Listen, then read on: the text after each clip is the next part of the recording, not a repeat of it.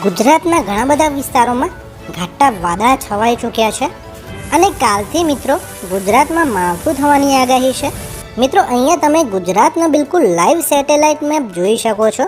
અત્યારે વાદળાનો એક પટ્ટો કચ્છ અને ઉત્તર ગુજરાત તથા મધ્ય ગુજરાતના ઘણા બધા વિસ્તારોમાં થઈને આગળ વધી રહ્યો છે.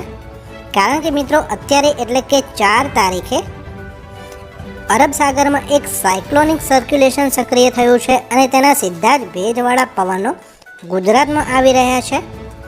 તેને કારણે મિત્રો 5મી તારીખે અને સાંજે ગુજરાતના કેશોદ, મુલિયાસા, જુનેજ, માણાવદર, જુનાગઢ, કુતિયાણા આ બધા વિસ્તારોમાં 5મી તારીખે મિત્રો માવઠું થવાની આગાહી છે.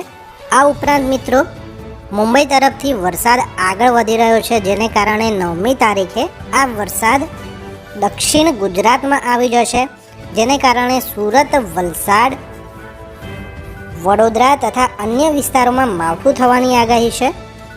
10, 11 અને 12 તારીખે પણ સૌરાષ્ટ્ર અને દક્ષિણ ગુજરાતના ઘણા બધા વિસ્તારોમાં માવઠું થવાની આગાહી છે.